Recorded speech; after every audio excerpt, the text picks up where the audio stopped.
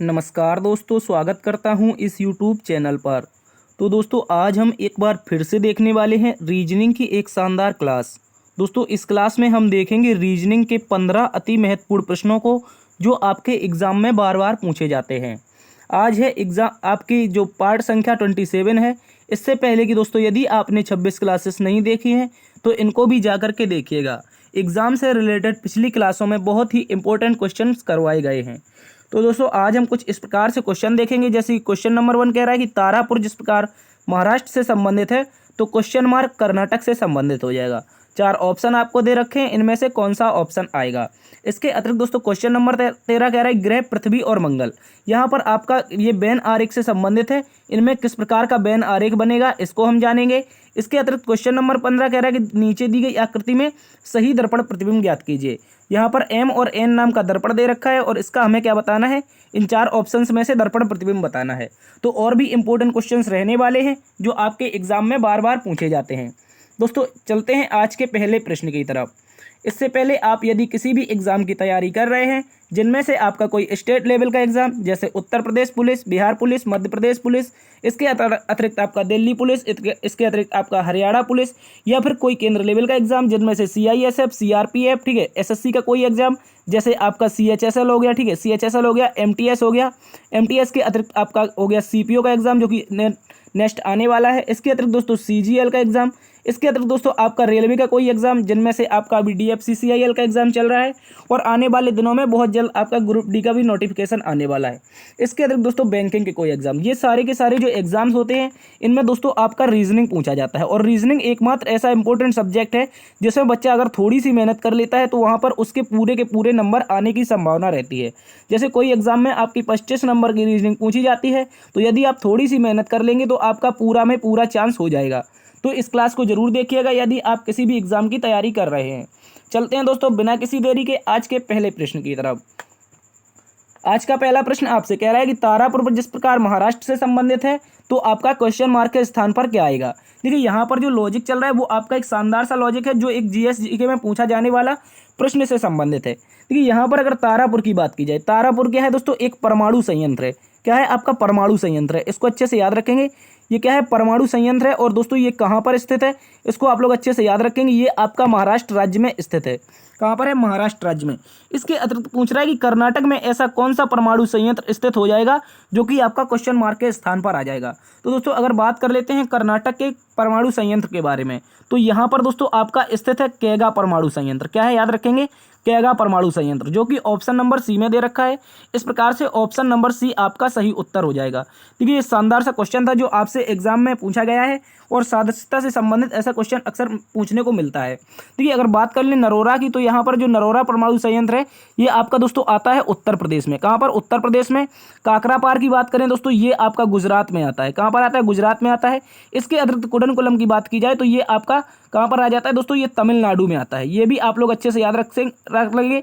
ये आपके GS से संबंधित क्वेश्चन इंपॉर्टेंट है जो कि आपके शानदार साबित होने वाले हैं। ठीक है, तो इसका जो राइट आंसर हो जाएगा वो आपका केगा हो जाएगा।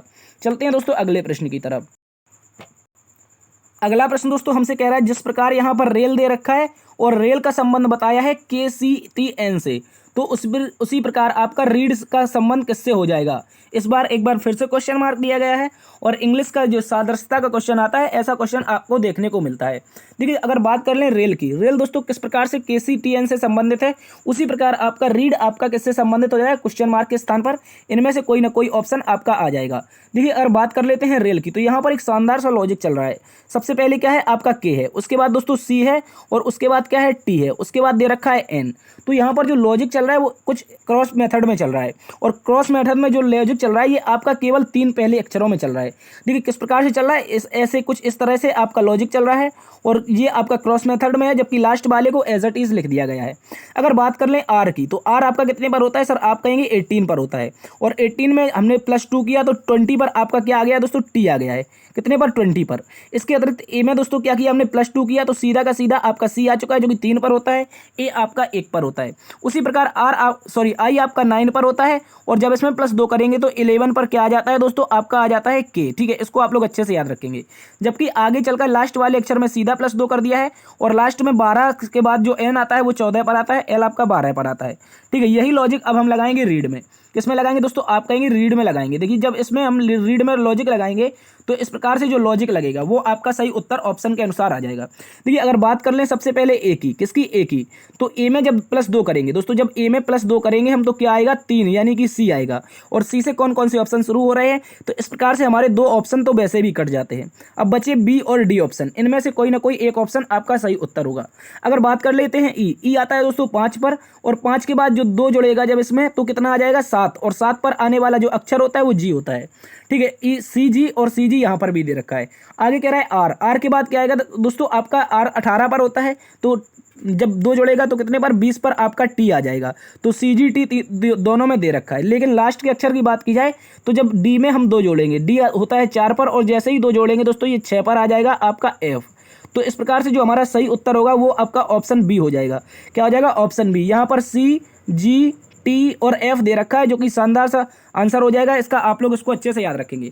यहाँ पर पहले 3 अक्षरों में दोस्तों क्रॉस मेथड चल रहा था, जबकि अगला जो अक्षर था, लास्ट वाला जो अक्षर था, उसमें सीधा का सीधा +2 करके आपका आंसर आ रहा था। इसको आप लोग अच्छे से याद रखेंगे। चलते हैं अगले प्रश्न की तरफ। अगला प्रश्न आपसे कह रहा है दोस्तों, 8 का संबंध जिस प्रकार 81 से है तो 64 का संबंध किससे हो जाएगा। देखिए, ये भी एक शानदार सा क्वेश्चन है, इसको हम शानदार तरीके से सॉल्व करेंगे। देखिए, यहाँ पर जो लॉजिक चल रहा है दोस्तों, वो क्या लॉजिक चल रहा है, जिस प्रकार आपका 8 लिखा हुआ है और आगे क्या लिखा है, 81, और यहाँ पर 64 लिखा हुआ है, तो क्वेश्चन मार्क के स्थान पर बताना है। तो देखिए, अगर 8 को लिखें तो सर हम लिख सकते हैं इसको 2 का क्यूब लिख सकते हैं। क्या लिख सकते हैं, 2 का क्यूब लिख सकते हैं। उसी प्रकार दोस्तों यहाँ पर जो 81 है, और 81 को हम क्या लिखेंगे, या तो 9 का स्क्वायर लिख लेंगे, लेकिन उससे कोई लॉजिक नहीं बनेगा। जो आपका सही लॉजिक बनेगा वो आपका यहाँ से बनेगा। देखिए, 9 का स्क्वायर ना करके इसको हम कर लेते हैं 3 की पावर 4। ठीक है, 2 का स्क्वायर, और अगला वाला 2 में 1 करके 2 + 1 हो जाता है 3, और इसकी पावर क्या कर दी, 4 कर दी। ठीक है, इसको आप लोग अच्छे से याद रखेंगे। तो पहले 2 का स्क्वायर था, अगले में 3 की पावर 4 कर दिया। ठीक है, अगले वाले नंबर से। तो यहाँ पर जो दे रखा है, यहाँ पर जो दे रखा है दोस्तों 64 है, और 64 क्या होता है, कितने का स्क्वायर होता है, सॉरी यहाँ पर 2 आपका स्क्वायर नहीं आएगा, क्यूब आएगा। एक बार फिर से इसको देखिए आप लोग, यहाँ पर 8 क्या होता है, 2 का क्यूब होता है। ठीक है, 2 का क्यूब होता है, और अगली संख्या आपकी 3 है, और 3 की अगली संख्या पावर हो जाएगी 4। ठीक है, तो इस प्रकार के 2 की पावर कितनी थी, 3 थी, और 3 की पावर कितनी हो गई, 4 हो गई। उसी प्रकार जो 64 में चल रहा है दोस्तों, 64 में क्या होगा दोस्तों, 4 की पावर 3 हो जाएगी, और 4 के बाद अगली संख्या आती है 5, और 5 की पावर क्या हो जाएगी दोस्तों, जिस प्रकार यहाँ पर 4 है तो इसमें भी 4 पावर हो जाएगी। ठीक है, यहाँ पर 3 पावर थी, और यहाँ पर 4 पावर थी। ठीक है, और यहाँ पर भी 3 पावर है, अगले वाले में भी 4 पावर हो जाएगी, और इन दोनों का अंतर 1 का है। ठीक है, और इस प्रकार से 2 और 3 का भी अंतर 1 का है। जो यहाँ पर लॉजिक चल रहा है, पहली संख्या का क्यूब, और दोस्तों अगली वाली संख्या का पावर 4, और यहाँ पर भी आपका हो रहा है, अगले में 64 में जिस प्रकार 4 का क्यूब होगा, तो आगे वाले में दोस्तों क्या हो जाएगा, 5 की पावर 4 हो जाएगा। अब हमें पता होना चाहिए कि 5 की पावर 4 क्या होता है। तो हमें पता है कि दोस्तों 5 का जो क्यूब होता है वो कितना होता है, 125 होता है, और 125 में जैसे ही एक बार 5 से गुणा करेंगे तो 5 पंजा 25, ठीक है, 5 5 25, और 5 दूने का 10, 2 12, और 5 एकम 5 1 6, यानी कि जो 625 ऑप्शन में दे रखा होगा वही ऑप्शन आपका सही उत्तर हो जाएगा। यहाँ पर आप देखेंगे तो ऑप्शन नंबर डी में आपको 625 दे रखा है। ये शानदार सा लॉजिक था, इसको भी आप लोग अच्छे से याद रखेंगे। चलते हैं अगले प्रश्न की तरफ। अगला प्रश्न दोस्तों कह रहा है, यदि डी बराबर 4 है और गन बराबर 42 है तो आर्मी बराबर क्या हो जाएगा। ये भी एक क्वेश्चन कूट भाषा का शानदार सा क्वेश्चन है, इसको आप लोग देखेंगे। देखिए, अगर बात की जाए यहाँ पर डी की, तो डी को क्या दे रखा है, 4 दे रखा है। देखिए, जो आपका अक्षर में संख्या होती है, जो अक्षर का स्थानीय मान होता है, वो आपका डी जो होता है वो दोस्तों आपका 4 पर होता है। उसी प्रकार जी जो होता है ये आपका 7 पर होता है, यू आपका दोस्तों 21 पर होता है। ठीक है, उसके अतिरिक्त एन आपका हो जाता है 14 पर। जब इन सभी को जोड़ेंगे तो क्या 42 आ रहा है, यदि 42 आ रहा होगा तो इस प्रकार से हम आर्मी के सारे अक्षरों का जो क्रमांक होगा उनको जोड़ देंगे। ठीक है, तो यहाँ पर 21 में जैसे ही 14 जोड़ेंगे दोस्तों क्या आ जाएगा, 21 4 25 10 35, और 35 में 7 जोड़ेंगे तो क्या आ जाएगा दोस्तों, 42 आ जाएगा। इस प्रकार से जो लॉजिक चल रहा है, यहाँ पर जितने भी अक्षर दिए गए हैं उनका जो नंबर यानी कि स्थान है वो सारे के सारे को हमको जोड़ देना है। उसी प्रकार यदि आर्मी को देखें दोस्तों, आर्मी को जैसे ही देखते हैं तो यहाँ पर ए पर होता है, सॉरी 1 पर होता है ए, और 18 पर होता है आपका आर, और उसी प्रकार एम होता है दोस्तों 13 पर, और वाई होता है 25 पर। और जैसे ही इन सभी को जोड़ देंगे तो इनमें से कोई ना कोई ऑप्शन आपका सही उत्तर हो जाएगा। देखिए, यहाँ पर अगर 25 और 13 को जोड़ें तो 25 3 28 10 38 हो जाता है। ठीक है, उसके अलावा फिर यहाँ पर 18 1 19 जोड़ना है हमको। ठीक है, और जब इन दोनों को जोड़ेंगे तो 9 7 सॉरी 9 8 17 हो जाएगी, 17 की 7 हो जाएगी, 4 1 5 हो जाएगी। तो ठीक है, इसको याद रखेंगे। तो इस प्रकार से जो 57 होगा वही आपका सही उत्तर हो जाएगा। यहाँ पर कोई खास लॉजिक नहीं चल रहा था, जो भी आपका नंबर दे रखा है, यहाँ पर जो भी अक्षर दे रखा है उसका जो स्थानीय मान होगा उसको हमें आपस में जोड़ देना है। डी आपका 4 पर है तो डी में कोई अगला अक्षर है ही नहीं, तो इस प्रकार से आपका केवल 4 रखा है। और गन में आपके तीनों जब नंबर जो सारे के सारे अक्षर हैं उनका जो स्थानीय मान जोड़ा तो 42 आया। उसी प्रकार जो आर्मी का स्थानीय मान जोड़ेंगे तो हमारा 57 हो जाएगा। इसका जो राइट आंसर होगा 57 होगा। इंपॉर्टेंट क्वेश्चन है, याद रखेंगे। चलते हैं अगले प्रश्न की तरफ।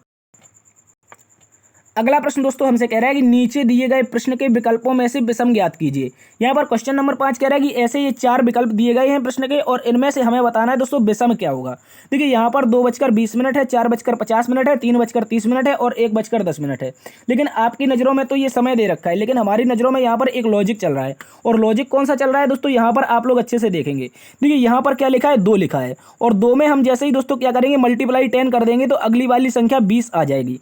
उसी प्रकार यहाँ पर दे रखा है 4 और 4 में कौन सी संख्या का गुणा करें, क्या हो जाए आपका 5 हो जाए। ठीक है, सॉरी 50 हो जाए। जब जैसे ही 4 में किसका गुणा करेंगे तो 50 हो जाएगा। आप कहेंगे सर 4 में 50 का भाग दे देंगे तो 12.5 आ जाएगा। लेकिन आगे वाली संख्या देखिए, आगे वाली 3 दे रखी है और 3 में हम क्या कर देंगे सर, मल्टीप्लाई 10 कर देंगे तो क्या आ जाएगी, अगली संख्या 30 आ जाएगी। उसी प्रकार यहाँ पर 1 दे रखा है और 1 में जैसे हम मल्टीप्लाई 10 करेंगे तो अगली संख्या 10 आ जाएगी। इस प्रकार से जो हमारा विषम ज्ञात करना है दोस्तों, हम कहेंगे सर ऑप्शन नंबर बी है। ऑप्शन नंबर बी कैसे विषम है, क्योंकि यहाँ पर जो संख्या चल रही थी, यहाँ पर जो लॉजिक चल रहा था, पहली संख्या में मल्टीप्लाई 10 और अगली संख्या प्राप्त करेंगे। यहाँ पर पहली संख्या में मल्टीप्लाई यदि 10 करते हैं तो यहाँ पर दोस्तों 40 आना चाहिए, लेकिन दिया गया है आपको 50 दे रखा है। तो इस प्रकार से विषम आपका ऑप्शन बी हो जाएगा। उसी प्रकार यहाँ पर ऑप्शन सी में भी मल्टीप्लाई 10 करेंगे पहली संख्या में तो अगली संख्या प्राप्त हो जाती है। ठीक है, उसी प्रकार ऑप्शन नंबर डी में जब मल्टीप्लाई 10 करेंगे तो उसी प्रकार से आपकी क्या हो जाएगी, आपकी यहाँ पर आपका सही उत्तर जो हो जाएगा वो आपका ऑप्शन बी हो जाएगा। क्या हो जाएगा, क्योंकि विषम दे रखा है। ठीक है, इसको आप लोग अच्छे से याद रखेंगे। चलते हैं अगले प्रश्न की तरफ। अगला प्रश्न दोस्तों कह रहा है कि नीचे दी गई श्रृंखला में कौन सा पद गलत है। ठीक है, यहाँ पर कह रहा है नीचे एक श्रृंखला दे रखी है, इनमें से बताना है, इनमें से कोई ना कोई एक पद है जो वो आपका क्या है दोस्तों, गलत है। इसको आप लोग अच्छे से देखेंगे।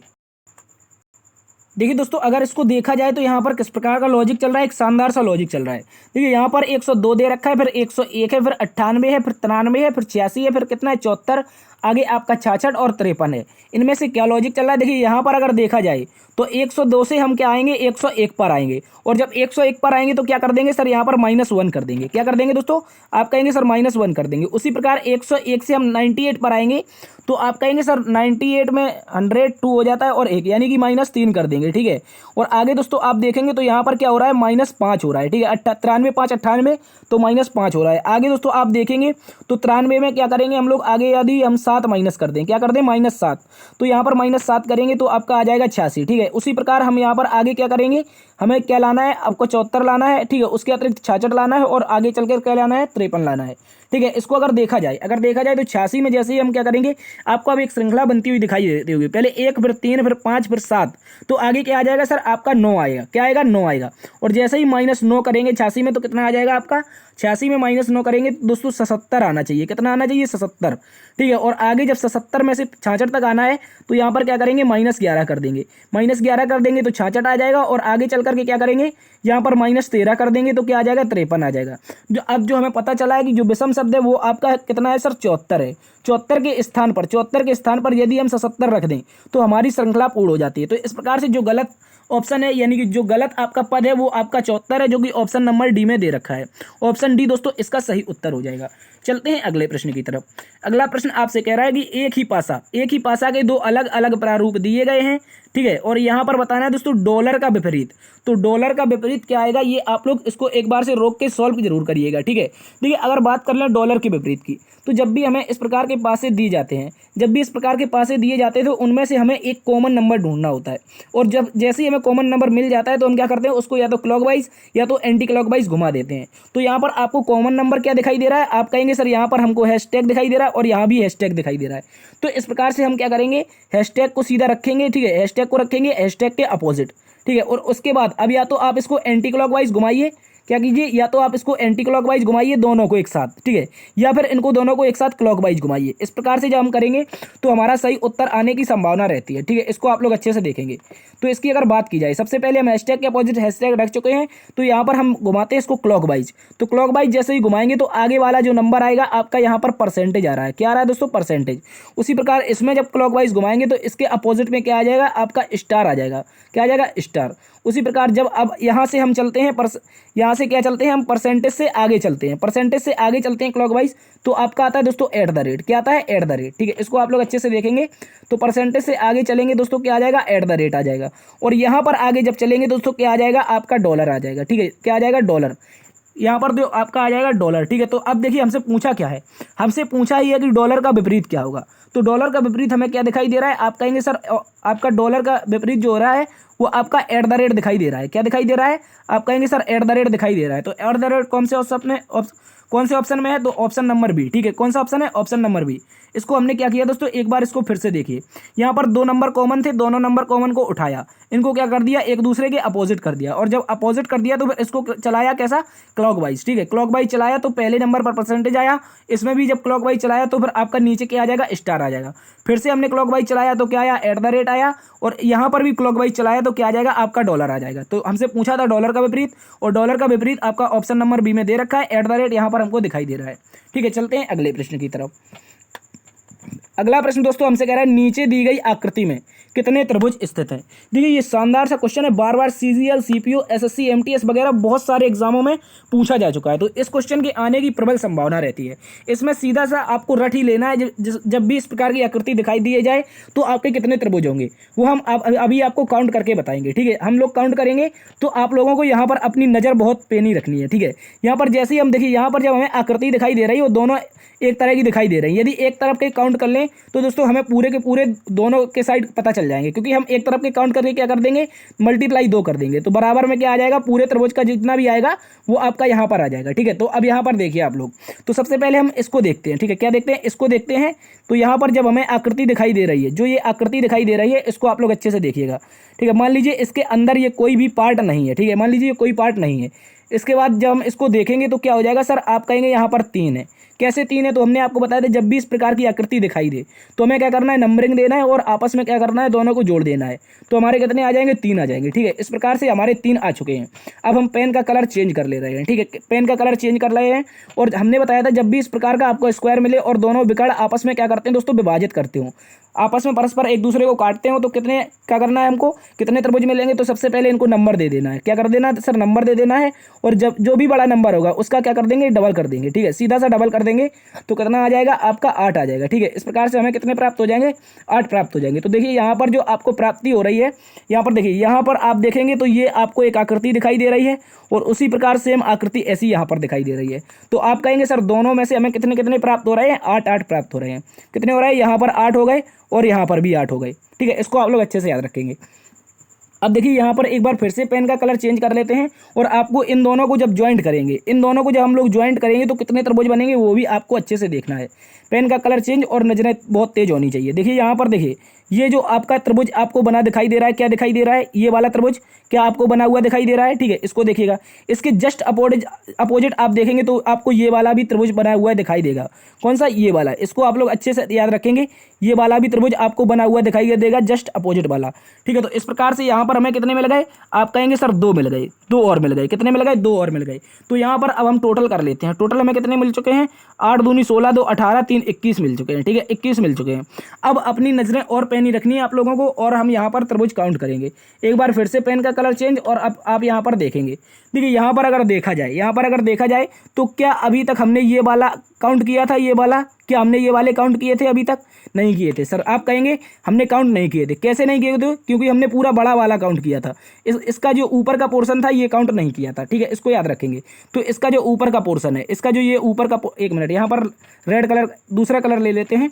देखिए यहाँ पर जो ये पोर्शन आपको दिखाई दे रहा है, ये वाला, ये हमने अभी तक काउंट नहीं किया था। और जब भी हमको ऐसा काउंट जो पोर्शन मिलता है तो इसमें भी कितने मिल जाएंगे? आप कहेंगे सर 3 मिल जाएंगे। तो इस प्रकार से 3 और यहाँ पर जुड़ गए। अब देखिए यहाँ पर दोबारा से फिर से देखना है शानदार तरीके से, और जब इसको आप लोग देखेंगे तो अब कौन कौन से बचे हैं, तो आप कहेंगे सर हमें और कई सारे दिखाई दे रहे हैं। देखिए अभी हमने इसको नहीं काउंट किया है और इसको नहीं काउंट किया है, तो इस प्रकार से 2 और हो जाएंगे। कितने हो जाएंगे? 2 और हो जाएंगे। ठीक है, 2 और मिल चुके हैं। अब देखिए यहाँ पर हमने कुछ त्रिभुज अभी और काउंट नहीं किए, उनको आप लोग देखिएगा। देखिए यहाँ पर जो ये आपको लाइन दिखाई दे रही है, ये जो हम लाइन ड्रॉ कर रहे हैं, थोड़ा सा इसको तीखी नज़र से देखना है आपको। ये जो लाइन ड्रॉ कर रहे हैं, क्या हमने अभी तक ये वाला त्रिभुज गिना था? क्या हमने अभी तक ये वाला त्रिभुज गिना था? आप कहेंगे सर नहीं गिना था। उसी प्रकार इसके जस्ट अपोजिट क्या हमने ये वाला गिना था? क्या गिना था इस ये वाला? तो आप कहेंगे ये भी नहीं गिना था। तो इस प्रकार से हमें कितने और मिल गए? आप कहेंगे सर 2 और मिल गए। ठीक है, 2 और मिल गए। इसको आप लोग फिर से देखिएगा। ठीक है, इसके अतिरिक्त कुछ और त्रिभुज दिखाई दे रहे हैं। कृपया एक बार फिर से हम पेन का कलर चेंज कर लेते हैं, और आप लोगों को कहीं नहीं जाना है। ठीक है, आप लोगों को कहीं नहीं जाना है, और यहाँ पर हम पेन का कलर चेंज कर रहे हैं, तो आप इसको देखेंगे। देखिए यहाँ पर जो अब त्रिभुज दिखाई दे रहे हैं, अब जो त्रिभुज दिखाई दे रहा है वो यहाँ से दिखाई दे रहे हैं। कैसे? एक ये वाला। ठीक है, ये वाला त्रिभुज देखिएगा आप लोग, ये अभी तक हमने काउंट नहीं किया था। ठीक है, उसके अतिरिक्त सेम इसके अपोजिट एक ये वाला भी काउंट नहीं किया था। कौन सा? ये वाला त्रिभुज भी हमने काउंट नहीं किया था। तो आप कहेंगे सर यहाँ पर भी कितने मिल गए हमको? 2 मिल गए। ठीक है, कितने मिल गए? 2 मिल गए। तो यहाँ पर एक बार फिर से क्या कर देंगे हम लोग? +2 कर देंगे। ठीक है, इसको देखिएगा आप लोग। अब बचे कितने त्रिभुज? आप कहेंगे सर हमें तो सारे के सारे लगभग दिखाई दिए गए। अब हमने क्या कोई और काउंट नहीं किया है? क्या सर हमने सारे काउंट कर लिए हैं? तो यहाँ पर एक बार जोड़ लेते हैं, एक बार इसको जोड़ लेते हैं। 21 3 हो जाएगा 24, 24 2 हो जाएगा 26, 26 2 28, 28 2 30। मुझे लगता है मैंने ऑलमोस्ट सारे के सारे त्रिभुज गिन लिए हैं। यदि आपने नहीं गिने हैं, आपको समझ में नहीं आ रहा है, तो एक बार से इस वीडियो को रिवर्स करके जरूर देखिएगा। अगर इसको दोबारा से गिनने जाएंगे तो वीडियो बहुत लंबा हो जाएगा। ठीक है, इसको एक बार रिवर्स करके जरूर देखिएगा, इंपॉर्टेंट क्वेश्चन है। और हमें कितने मिले सर? यहाँ पर मिले टोटल 30। और हमने कहा था जितने भी नीचे के पोर्शन में आएंगे सेम एज इट इज आपको ऊपर वाले पोर्शन में भी देखने को मिलेंगे। तो हमें क्या कर देना है? सीधा मल्टीप्लाई 2 कर देना है, और मल्टीप्लाई 2 करेंगे तो कितना हो जाएगा? 60 हो जाएगा। ठीक है, इसको आप लोग अच्छे से याद रखेंगे। तो ऑप्शन नंबर ए में हमें 60 दे भी रखा है, तो इसका जो सही उत्तर होगा ऑप्शन ए होगा। जब भी इस प्रकार की दोस्तों आपको आकृति दिखाई दे तो सीधा आपको याद रखना है, इसको याद रख ही लेना है, और सीधा लगा देना है ऑप्शन 60। ठीक है, कभी भी इसमें टाइम वेस्ट करना ही नहीं है। आप यदि तैयारी कर रहे हैं तो इस प्रकार की आकृति आपको जरूर मिलेगी, और जब भी मिले इस प्रकार की आकृति एग्जाम में तो आपको सीधा 60 लगाना है और आगे भाग जाना है। ठीक है, इसका सही उत्तर क्या हो जाएगा? 60 हो जाएगा। इसको एक बार रिवर्स करके जरूर देखिएगा जिन भी विद्यार्थियों को समझ में नहीं आया। चलते हैं दोस्तों अगले प्रश्न की तरफ। अगला दोस्तों प्रश्न कह रहा है कौन सा विकल्प प्रश्न आकृति में क्वेश्चन मार्क की पूर्ति करेगा। यहाँ पर ये क्वेश्चन मार्क दे रखा है, और बताना है कौन सा ऐसा विकल्प है जो क्वेश्चन मार्क की पूर्ति करेगा। देखिए अगर बात कर लें यहाँ पर क्वेश्चन मार्क की पूर्ति करने वाले विकल्प की, तो यहाँ पर देखिए यहाँ पर आपको क्या दिखाई दे रहा है दोस्तों? यहाँ पर आपको स्टार दिखाई दे रहे हैं बहुत सारे। कितने स्टार हैं? तो आप कहेंगे सर यहाँ पर 3 स्टार दिखाई दे रहे हैं, यहाँ पर भी 3 स्टार दिखाई दे रहे हैं, लेकिन हमें एक पोर्शन में कितने दिखाई दे रहे हैं? तो आप कहेंगे ये एक पोर्शन दे रखा है। ठीक है, ये एक पोर्शन है, और इसमें हमें 2 स्टार दिखाई दे रहे हैं। ठीक है, 2 दिखाई दे रहे हैं, तो जिस ऑप्शन में 2 स्टार होंगे वही इसका सही उत्तर होगा। यहाँ पर स्टार 1 है तो ये गलत हो गया, यहाँ पर स्टार है ही नहीं तो ये ऑलरेडी गलत हो गया। लेकिन अब यहाँ पर आप देखेंगे कि सर इन दोनों में क्या है? 2-2 स्टार तो हैं, लेकिन एक समस्या आ रही है। समस्या क्या आ रही है?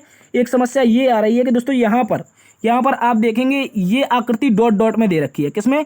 ये जो ऐसी लाइन है ये आपकी पूरी फिल नहीं हुई है, और अगली वाली लाइन क्या है? पूरी की पूरी फिल होनी चाहिए ब्लैक से। कैसे होनी चाहिए? ब्लैक कलर से ये पूरी की पूरी फिल होनी चाहिए। ठीक है, ये हमारी कैसी होनी चाहिए? पूरी फिल होनी चाहिए, लेकिन यहाँ पर क्या है? Dot dot. तो ये गलत हो गया, और ऑप्शन नंबर जो होगा डी आपका सही उत्तर हो जाएगा। ठीक है, इस प्रकार से आपको ऑप्शन एलिमिनेट करना भी सीखना है। तो इस प्रकार से जो राइट आंसर होगा ऑप्शन नंबर सी हो जाएगा। ठीक है, इसका जो सही उत्तर है क्या है? ऑप्शन सी है। चलते हैं अगले प्रश्न की तरफ। अगला प्रश्न दोस्तों आपसे कह रहा है कि यहाँ पर क्या दे रखा है? आपसे कह रहा है कि ए बी क्रमशः भाई बहन है, सी ए का पिता है, डी सी की बहन है, ई डी की माँ है, और बी ई से कैसे संबंधित है। देखिए यहाँ पर एक ब्लड रिलेशन का शानदार सा क्वेश्चन है, और बहुत आसान क्वेश्चन है। इसको हम लोग सॉल्व करेंगे। सबसे पहले क्या कर रहा है? ए और बी क्या है? क्रमशः भाई और बहन है, यानी कि आगे वाला भाई है और पीछे वाली क्या है? बहन है। क्रमशः जब भी लगा हो और भाई और बहन दे रखा, तो इस प्रकार से जब भी हम डिवाइड करते हैं तो पहले को पहले से और दूसरे को दूसरे से। ठीक है, इसकी आगे पुष्टि भी हो जाएगी, कैसे? इसका प्रारूप भी हो जाएगा आगे चलकर क्वेश्चन में। ठीक है, यहाँ पर क्या कह रहा है? ए बी क्रमशः भाई बहन है, तो ये रहे आपके ए, और ये क्या हो जाएंगे? भाई बहन हो जाएंगे। ये रहा भाई और ये रही बहन। ठीक है, इस प्रकार से इसको देखिएगा। आगे कह रहा है दोस्तों जो सी नाम का बंदा है वो ए का पिता है। सी नाम का बंदा है किसका पिता है? ए का पिता है। ठीक है, ये हो गया सी नाम का बंदा हो गया ए का पिता। ठीक है, इसको आप लोग अच्छे से याद रखेंगे। पिता है तो पॉजिटिव लगाएंगे। ठीक है, आगे कह रहा है दोस्तों डी क्या है दोस्तों? सी की बहन है। डी नाम की कोई लड़की है, वो क्या है? सी की बहन है, तो सी की बहन बनानी है हमें। इस प्रकार से हम इसको किसे बनाएंगे? डी को बनाएंगे। तो बहन है, बहन के लिए क्या लगाएंगे? माइनस लगाएंगे।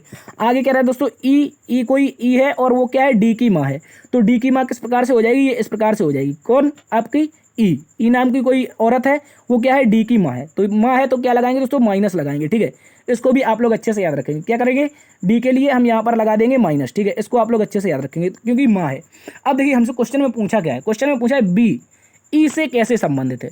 ये रहा बी, ठीक है, ये रही बी, और किससे संबंधित है, ई से। ई से कैसे संबंधित है, यानी कि से जिसके साथ लगा होगा वही क्या कहकर बुलाएगा आगे वाले को। तो से लगा है ई के साथ, ई क्या कहकर बुलाएगा, ई कहेगा सर यहाँ पर मेरी बेटी है और मेरा यहाँ पर बेटा है, और बेटे के ये क्या है, बेटी है, यानी कि बेटे, ये रहा बेटा और बेटी की क्या है, बेटी है। तो लड़के की लड़की क्या होगी दोस्तों, नातिन होगी, नातिन होगी यानी कि पोती होगी, ठीक है, क्या हो जाएगी, पोती हो जाएगी। इंपॉर्टेंट क्वेश्चन है, अच्छे से याद रखेंगे। इसका जो राइट आंसर हो जाएगा वो पोती हो जाएगा, ठीक है। इसको आप लोग अच्छे से याद रखेंगे। यहाँ पर इसको एक बार रिवर्स करके जरूर देख लेना यदि समझ में नहीं आया। चलते हैं अगले प्रश्न की तरफ।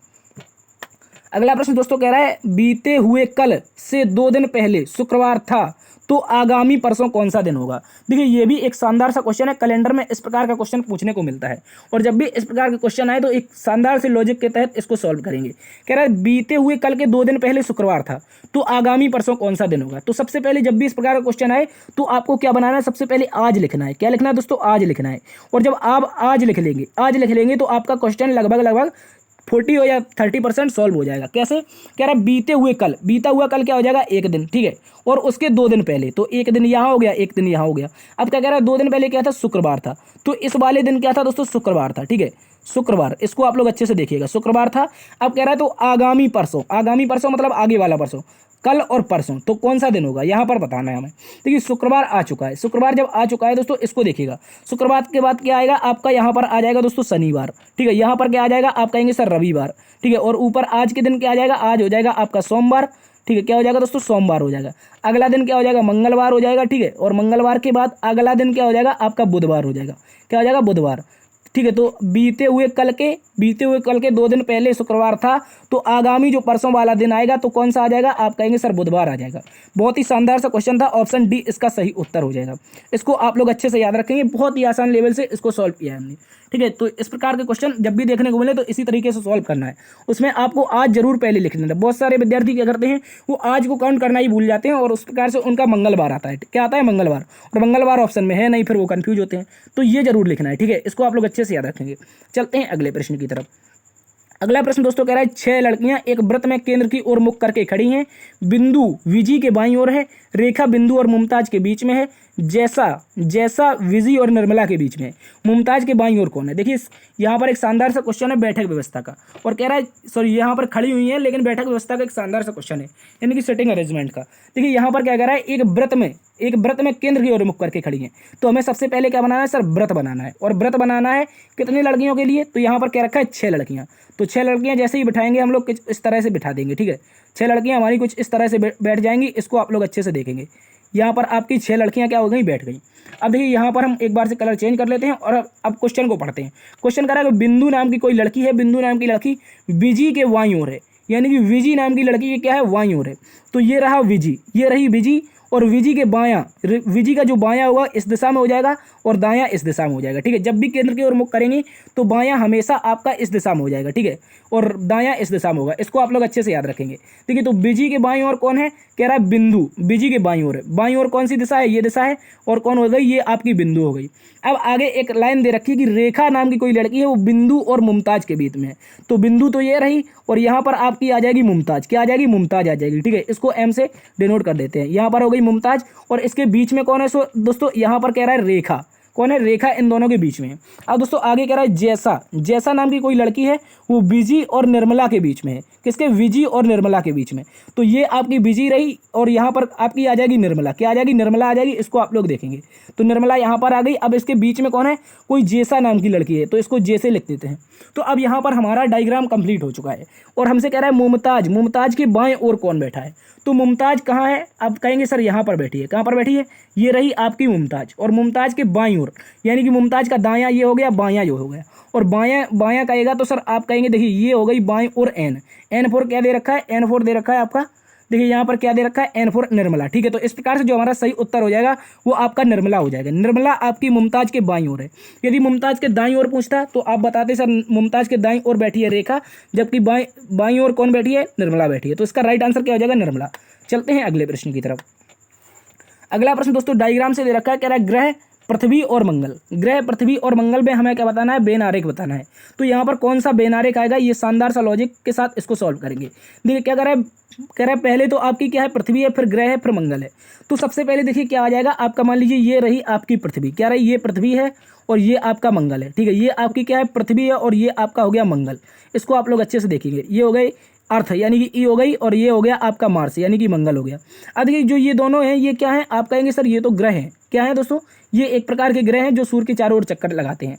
तो दोस्तों जो आपका डायग्राम आएगा, जो डायग्राम आएगा ग्रह का, वो कुछ इस प्रकार से आएगा। किस प्रकार से आएगा, आप कहेंगे सर इस प्रकार से आएगा, ठीक है। इसको आप लोग अच्छे से याद रखेंगे, ये आ गया ग्रह का डायग्राम। तो ये क्या हो जाएगा दोस्तों, आपका ग्रह हो जाएगा। तो ग्रह के अंदर कौन कौन आएगा, पृथ्वी भी आएगी, मंगल भी आएगी। तो इस प्रकार से जो ऑप्शन होगा वो आपका ऑप्शन नंबर सी हो जाएगा। क्या हो जाएगा, ऑप्शन नंबर सी। इसका जो सही उत्तर होगा ऑप्शन नंबर सी होगा। इसको आप लोग अच्छे से याद रखेंगे। चलते हैं अगले प्रश्न की तरफ। अगला प्रश्न दोस्तों कह रहा है कुछ पृथ्वी चंद्रमा है, कुछ पृथ्वी चंद्रमा है। देखिए चंद्रयान अभी हमारा सफल हुआ है और यहाँ पर पृथ्वी चंद्रमा होना शुरू हो गया है, ठीक है। कुछ पृथ्वी चंद्रमा है और कोई चंद्रमा तारा नहीं है, ठीक है। कह रहा है कुछ तारे पृथ्वी हैं, कुछ चंद्रमा पृथ्वी है, ठीक है। इसको आप लोग अच्छे से याद रखेंगे, शानदार क्वेश्चन है। इसका हालांकि कोई भी निजी जीवन से कोई ताल्लुक नहीं है, ठीक है। ये केवल एग्जाम से संबंधित है, ठीक है। तो कह रहा है दोस्तों कुछ पृथ्वी चंद्रमा है, यानी कि कुछ पृथ्वी, ये रही P4 पृथ्वी, ठीक है। और ये क्या हो जाएंगी आप, E4 पृथ्वी, अर्थ यानी कि अर्थ हो जाएगी। इसका जो कुछ पार्ट हो जाएगा वो क्या हो जाएगा दोस्तों, चंद्रमा हो जाएगा। मान लीजिए इतना इतना सा क्या, ये पार्ट जो है ये क्या हो गया, चंद्रमा यानी कि मून हो गया, ठीक है। अब कह रहा है कोई चंद्रमा तारा नहीं है, यानी कि ये जो मून है इसका कभी भी संबंध किससे नहीं हो सकता, तारा से नहीं हो सकता, यानी कि स्टार से नहीं हो सकता है, ठीक है। तो कह रहा है कुछ पृथ्वी यानी कुछ अर्थ आपकी मून हो चुकी है, यहाँ पर ये संबंध दिखाई दे रहा है। लेकिन आगे कोई मून आपकी स्टार नहीं है, तो ये संबंध इस तरह से बनना चाहिए। अब निष्कर्ष में हमसे क्या कह रखा है, कुछ तारे पृथ्वी हैं, कुछ तारे पृथ्वी, यानी कि स्टार का संबंध अर्थ से हो रहा है। तो हम इसको नहीं कह सकते। देखिए यहाँ पर अगर पूछा जाए तो अगर संबंध ऐसा भी बन सकता है, स्टार यहाँ पर भी आ सकता है। क्या हो सकता है, स्टार यहाँ पर भी आ सकता है। लेकिन हमें स्टार क्या दे रखा है, कुछ इस तरह से हमारा डायग्राम बन रहा है। और जब ये डायग्राम बन रहा है तो हमारा इस डायग्राम से कोई संबंध नहीं हो रहा है, लेकिन आ भी सकता है, हो भी सकता है, नहीं हो सकता है। इस कारण हमें क्या है, कुछ पता नहीं है। क्या नहीं है, पता नहीं है। और जब पता नहीं है तो पता नहीं होता है तो क्या होता है, गलत होता है, ठीक है। इस प्रकार से हमारा पहला जो निष्कर्ष होगा वो गलत हो जाएगा। अब आगे दोस्तों कह रहा है कुछ चंद्रमा पृथ्वी है, यानी कि जो कुछ मून है, कुछ मून का जो एरिया है यहाँ पर क्या रखा है दोस्तों, आपसे क्या कह रहा है, कुछ मून, ये आपका जो मून है क्या चंद्रमा है, ये जो मून है ये क्या आपका अर्थ है यानी कि पृथ्वी है। तो कुछ चंद्रमा पृथ्वी हमें तो ऑलरेडी दिखाई दे रहा है, ये हमने तो क्वेश्चन में ही दे रखा था, ठीक है, पृथ्वी चंद्रमा। तो इस प्रकार से जो सही होगा ये आपका दूसरा वाला सही हो जाएगा। तो हमारा जो निष्कर्ष होगा वो आपका केवल 2 निष्कर्ष सही होगा। क्या होगा, केवल 2 निष्कर्ष सत्य है, केवल दूसरा नंबर का निष्कर्ष सत्य होगा, ठीक है। और जो पहले वाला गलत क्यों हो जाएगा, क्योंकि मून का स्टार से कोई संबंध तो है ही नहीं, लेकिन यहाँ पर मून का अर्थ से संबंध है। तो स्टार जब मून से अर्थ से संबंध बनाएगा तो मून का कुछ संबंध है। तो इस प्रकार से जो क्या हो जाएगा, पहला वाला गलत और दूसरा वाला सही, ये सही उत्तर है। इसको आप लोग अच्छे से याद रखेंगे। चलते हैं दोस्तों अगले प्रश्न की तरफ। अगला प्रश्न कह रहा है दोस्तों नीचे दी गई आकृति में सही दर्पण प्रतिबिंब क्या होगा। यहाँ पर कह रखा है यहाँ पर एक आपको आकृति दे रखी है और क्या कह रखा है, यहाँ पर एक दर्पण प्रतिबिंब बनाना है। तो जब भी इस प्रकार का दर्पण प्रतिबिंब आ जाए तो यहाँ पर एक आपको दर्पण भी दे रखा है, क्या है, MN नाम का एक दर्पण है और क्या बनाना है, इसका दर्पण प्रतिबिंब बनाना है। देखिए इसको हम किस प्रकार से सॉल्व करेंगे। देखिए जब भी जो इसको हम सॉल्व करते हैं, ऐसे क्वेश्चनों को जब भी सॉल्व करते हैं तो जो वस्तु दर्पण के नज़दीक होगी वो हमेशा नज़दीक होगी। देखिए यहाँ पर डॉट है तो यहाँ पर कुछ इस प्रकार से आपका दर्पण के नज़दीक आ जाएगा। क्या हो जाएगा दोस्तों, यहाँ पर आपका दर्पण के नज़दीक आ जाएगा डॉट, ठीक है। इसको आप लोग अच्छे से याद रखेंगे। देखिए एक बार फिर से बना देते हैं। ये रही आकृति, ये जो डॉट है ये दर्पण के हमेशा नज़दीक आएगा, तो इस प्रकार से डॉट यहाँ पर आ जाएगा, ठीक है। इसको आप लोग अच्छे से याद रखेंगे। अब देखिए यहाँ पर दे रखा है आपको एक क्या दे रखा है, एक पान का टाइप की आकृति दे रखी है। तो पान टाइप की जो आकृति है वो तो एज इट इज रहने वाली है। यदि जल प्रतिबिंब होता तो ये जो ऊपर की आकृति थी ये आपकी इस तरह से नीचे बन जाती, ऐसे बन जाती। लेकिन यहाँ पर क्या है, दर्पण प्रतिबिंब है और दर्पण प्रतिबिंब है तो आकृति सेम रहने वाली है, लेकिन उसकी दिशाएं बदल जाएंगी। क्या हो जाएगी, जो बायां होगा वो दायां हो जाएगा, जो दायां होगा वो बायां हो जाएगा, ठीक है। यहाँ पर मान लीजिए आपका क्या है, राइट है और ये लेफ्ट है, तो जो लेफ्ट है वो आपका राइट हो जाएगा। क्या हो जाएगा, राइट हो जाएगा, ठीक है। जो आपका लेफ्ट है वो राइट हो जाएगा। तो लेफ्ट यहाँ पर है तो राइट इस तरह से हो जाएगा, ठीक है। ऐसा हो जाएगा कुछ इस तरह से। देखिए यहाँ पर ये कटा हुआ आकृति यहाँ पर आ जाएगा। कैसा आ जाएगा, आकृति यहाँ पर कटी हुई आ जाएगी, क्योंकि जो लेफ्ट था वो आपका राइट में कन्वर्ट हो गया। तो इस तरह से दर्पण प्रतिबिंब में यहाँ पर आकृति आएगी। और दूसरी बात आपकी जो आपका क्या था, जो आपका राइट था वो आपका क्या हो जाएगा दोस्तों, आप कहेंगे सर लेफ्ट हो जाएगा। तो ऐसी कुछ आकृति दिखाई देगी। ऐसी जब आकृति दिखाई देगी तो हमें कौन से ऑप्शन में दे रखी है, देखिए ये दोनों तो गलत हैं क्योंकि ये आपकी जल प्रतिबिंब बना रही हैं। और दूसरी बात आपकी यहाँ पर देखिए, यहाँ पर ये डॉट जो आपका डॉट का निशान है, एक बार पेन का कलर चेंज कर लेते हैं। यहाँ पर ये जो डॉट का निशान है ये हमेशा दर्पण के नज़दीक है, लेकिन यहाँ पर हमें दूर दिखाई दे रहा है, दर्पण के दूर दिखाई दे रहा है। तो इस प्रकार से ये क्या है दोस्तों, गलत है। इसको आप लोग अच्छे से याद रखेंगे और इसका जो राइट आंसर होगा केवल ऑप्शन 1 होगा। क्या होगा, ऑप्शन नंबर 1 होगा। इसको शानदार तरीके से आप लोग एक बार फिर से देख लेंगे। और जो आकृति हमेशा दर्पण के नज़दीक होती है वो नज़दीक ही रहती है, ठीक है। उसका जो लेफ्ट होता है वो राइट हो जाता है, जो राइट होता है वो लेफ्ट हो जाता है। इसको आप लोग अच्छे से याद रखेंगे। तो दोस्तों ये थी आज की क्लास। उम्मीद करता हूँ आज की क्लास आपको पसंद आई होगी। दोस्तों यदि पसंद आई है तो एक बार से सेशन को लाइक कर दीजिएगा, ठीक है दोस्तों। सेशन को लाइक जरूर करिएगा दोस्तों में, सेशन को शेयर करना है, कमेंट बॉक्स में आपके आंसर भी बताने हैं, ठीक है। चैनल पर यदि नए हैं तो सब्सक्राइब जरूर कर लीजिएगा। इससे क्या होगा दोस्तों, आपके विभिन्न प्रकार के जो एग्जाम्स लगे हुए हैं उनमें क्या हो रहा है, आपके यहाँ पर रीजनिंग के प्रैक्टिस सेट करवाए जा रहे हैं, ठीक है। विभिन्न जो एग्जाम में बार बार क्वेश्चन पूछे जाते हैं यहाँ पर रीजनिंग प्रैक्टिस सेट करवाए जा रहे हैं। तो इस चैनल को सब्सक्राइब जरूर करना है, ठीक है। देखते रहिए लर्न विद DS सर। मिलते हैं कल एक नई क्लास में नई ऊर्जा के साथ। तब तक के लिए अपना ख्याल रखना। जय हिंद।